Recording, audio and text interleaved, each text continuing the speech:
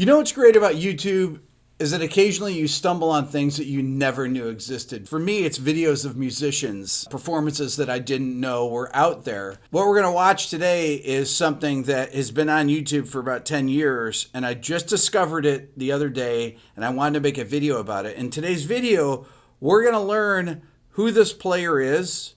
We're going to learn some music theory on what he's playing, and we're going to learn a little bit of music history. So just sit back, put your headphones on, and check it out.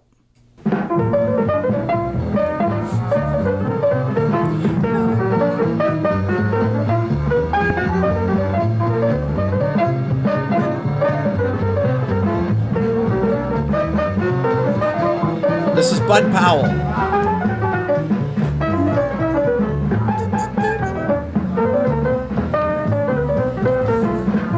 Bud Powell is one of the greatest bebop piano players of all time.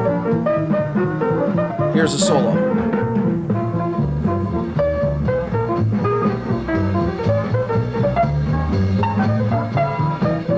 Woo!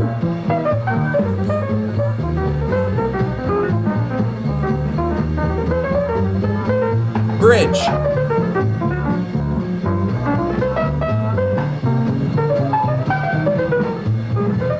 Last A.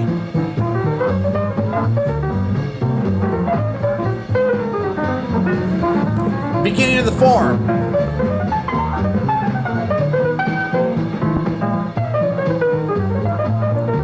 Second A.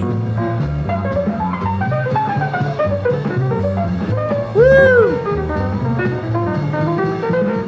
Bridge.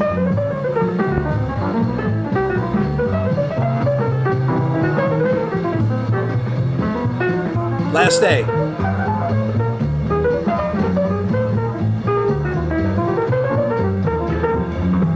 He's singing.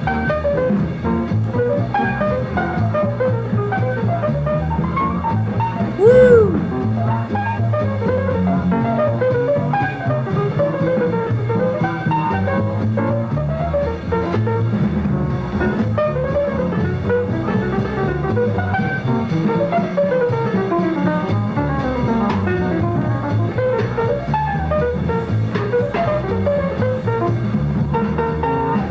Okay, so that was 1962 in Copenhagen. The bass player on this is Niels Henning Ørsted Pedersen, who I made a video of that you should definitely check out. He's one of the greatest upright jazz bass players of all time. This is recorded 4 years before Bud passed away at 41. This is a little background about him. Bud Powell was an American jazz pianist and composer. Along with Charlie Parker, Thelonious Monk, Kenny Clarke, and Dizzy Gillespie, Powell was a leading figure in the development of modern jazz. His virtuosity led many to call him the Charlie Parker of the piano. Powell was also a composer, and many jazz critics credit his works and his playing with having greatly extended the range of jazz harmony. In Miles Davis' autobiography, now Miles was not one to give compliments to many people. This is what he said about Bud Powell. Bud Powell was one of the few musicians I knew who could play, write, and read all kinds of music.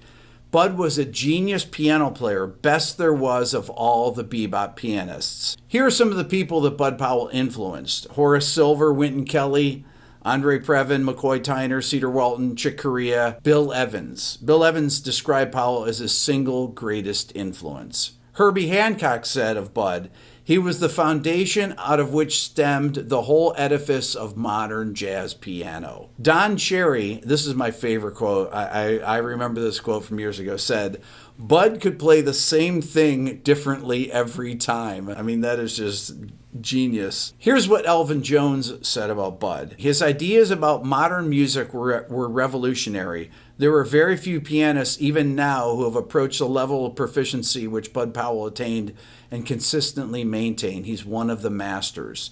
Sonny Rollins said, "In my opinion, Bud was a genius like Bird," Bird being Charlie Parker. "They were untouchable as far as their musicianship was concerned.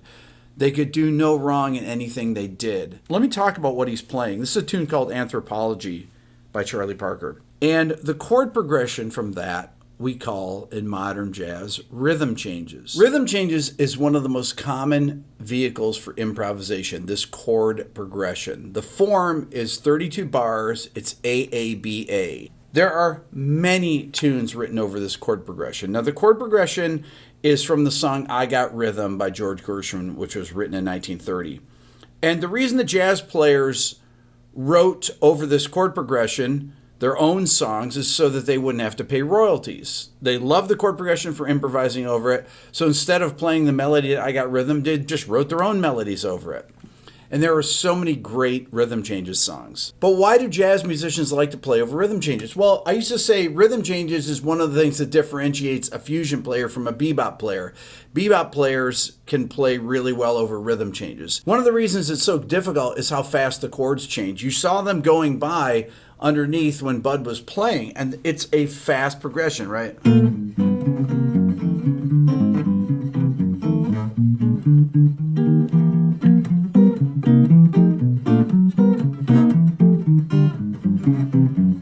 The first two chord changes, B flat major 7 to G7, there's a key change right there. This is a secondary dominant, a 5-7 of 2. So it's 1, 5-7 of 2 to 5. So when you're outlining those,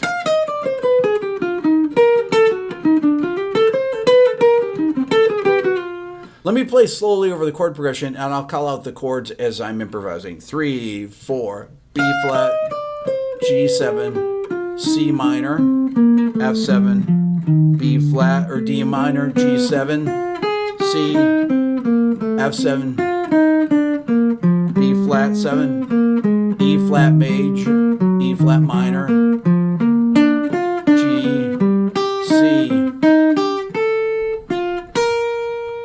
The bridge is also challenging because it's a series of dominant chords related by fifths beginning on D7. Is the 5 chord in the key of G, then we have the 5 chord in the key of C, then we have the 5 chord in the key of F, then we have the 5 chord in the key of B flat. Now check out Bud Powell soloing over the bridge. Watch the chord changes as they go by. I have them over in the corner. And then it goes through the A section again, and you'll see how quickly they change. But you don't even really notice that because he's so fluid playing over all these changes.